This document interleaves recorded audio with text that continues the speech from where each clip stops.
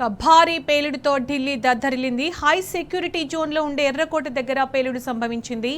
Red fort metro station gate number 1 దగ్గర park చేసి ఉంచిన కారులో పెద్ద శబ్దంతో పేలుడు జరిగింది. 10 మంది వరకు మృతి చెందారు, చాలా మంది గాయపడ్డట్టు తెలుస్తోంది. ఇక దీనికి సంబంధించిన పూర్తి సమాచారం మా ఇన్పుట్ ఎడిటర్ సూరజ్ అని తెలుసుకుందాం. సూరజ్, ఎంతో సెక్యూరిటీ జోన్లో ఉన్న ఎర్రకోటలో భారీ పేలుడు జరిగింది. దాదాపు 10 మంది చనిపోయారు. అప్డేట్స్ ఏంటి దీనికి సంబంధించి? సునీత, దేశ రాజధాని మరొకసారి దద్దరిల్లిందని చెప్పాల్సి ఉంటుంది. ఢిల్లీలోని రెడ్ ఫోర్ట్ గేట్ నెంబర్ 4 సమీపంలో ఉన్న మెట్రో స్టేషన్ గేట్ నెంబర్ 1 దగ్గర భారీ పేలుడు సంభవించింది. సిగ్నల్ వైపు నెమ్మదిగా కదులుతున్న ఒక వాహనంలో పేలుడు సంభవించిందని చెప్పేసి ప్రత్యక్ష సాక్షి కథనాలను బట్టి మనకు అందుతున్న సమాచారం. ఇది ఖచ్చితంగా ఆత్మాహుతి దళాల ప్రమేయం ఉంటుందని చెప్పేసి విశ్లేషకులు అంచనా వేస్తున్నారు. ఏదేమైనప్పటికీ కూడా బ్లాస్ట్ ఆందోళనకరమని చెప్పేసి కూడా వాళ్ళు అభిప్రాయపడుతున్నారు.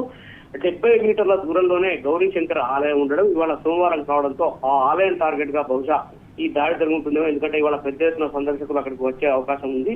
ఈ నేపథ్యంలో ఈ దాడి జరుగుతుందనే ఒక అనుమానం వ్యక్తం అవుతుంది. ఇక పేలుడు సంభవించిన ప్రాంతానికి 100 నుంచి 150 మీటర్ల మేర మొత్తంగా బ్లాస్ట్ అయిపోయింది. మొత్తంగా కూడా బూడిదైపోయిన పరిస్థితి కనిపిస్తుంది. ప్రభుత్వ ప్రైవేట్ కార్యాలయాల్లో విధులు ముగించుకొని ఇదే సమయంలో జనాలు ఇళ్లకు చేరే క్రమంలో ఈ భారీ పేలుళ్లు సంభవించాయి. అంటే దాదాపుగా సాయంత్రం 6:55 ఈ పేలుళ్లు జరిగినట్టుగా కూడా ప్రత్యక్ష సాక్షుల కథనాలను బట్టి తెలుస్తుంది. దీంతో చాందినీ చౌక్, ఎర్రకోట పరిసరాల్లో పూర్తిగా విషాద చేయాలనుకున్నాయని చెప్పాల్సి ఉంటుంది. బహుశా ఇవి 2 భారీ పేలుళ్లు జరిగాయనే ఒక అనుమానం కూడా వ్యక్తం అవుతుంది. ఎందుకంటే 2 చోట్ల పేలుళ్లు జరగడం వల్లనే ఇంత ప్రమాద తీవ్రత ఉందని చెప్పేసి కూడా ఒక అంచనా వెలువడుతున్నా కానీ దీన్ని పోలీసులు లేదా నిపుణులు ఇంకా నిర్ధారించాల్సి ఉంది.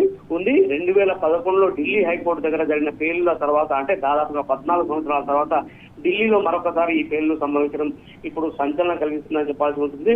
టెర్రరిస్టుల ప్రమేయం పైన పూర్తి స్థాయిలో అనుమానాలు వ్యక్తం అవుతున్నాయి. భద్రతా సంస్థ సిబ్బంది ఊహిస్తున్నట్టుగా ఇది కారులో ఉన్న సిఎన్జి సిలిండర్ పేలుడు కారణం కాకపోవచ్చనే అంచనాలు అయితే భారీగా వెలువడుతున్నాయి. టెర్రరిస్టుల పనే అయి ఉంటుంది ఖచ్చితంగా అని చెప్పేసి కూడా అనుమాన పడుతున్నారు.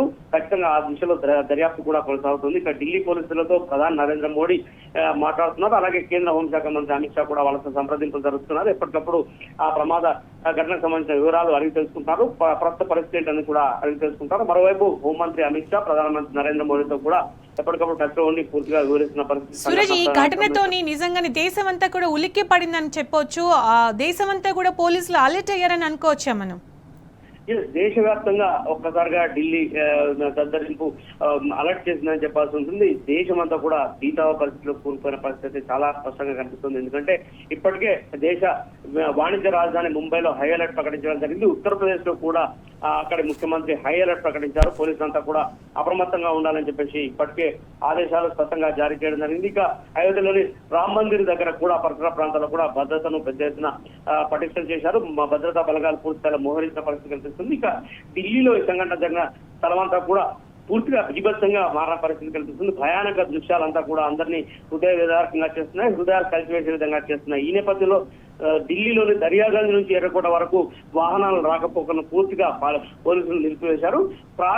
ప్రాథమిక సమాచారం ప్రకారం అయితే ఇంకా ఇప్పటి వరకు పేలుడుకు సంబంధించిన అంచనాలపైన ఒక సరైన నిర్ధారణకు రాలేకపోతున్నారు. మెట్రో స్టేషన్ సమీపంలో ఈ కారులో స్లోగా మూవ్ అవుతున్న కారులో ఈ పేలుళ్లు సంభవించాయని చెప్పేసి తెలుస్తుంది. పేలుళ్ల ధాటికి భారీగా ఆ పరిసర ప్రాంతాలు భూమి కంపించిందని చెప్పేసి కూడా ప్రత్యక్ష సాక్షులు చెప్తున్న పరిస్థితి కనిపిస్తుంది. పేలుళ్ల దెబ్బకు 6 కార్లకు మంటలు వ్యాపించాయి, 4 ఆటో రిక్షాలు తగలబడిపోయాయి, మరో 4 బైకులు కూడా దగ్ధమయ్యాయని చెప్పేసి కూడా ప్రాథమిక సమాచారాన్ని బట్టి తెలుస్తుంది. మొత్తంగా 9 నుంచి 10 మంది ఇప్పటికే మరణించినట్టుగా కూడా అధికారికంగా పోలీసులు ధృవీకరించారు. ఢిల్లీ పోలీస్ కమిషనర్ కాసేపు క్రితమే మీడియాతో మాట్లాడుతూ దాదాపుగా 9 మంది మరణించినట్టుగా ఆయన నిర్ధారించారు. ఇక ఆసుపత్రికి తరలించే లోపు ఇందులో 8 మంది చనిపోయినట్టుగా కూడా సమాచారం ఉంటుంది.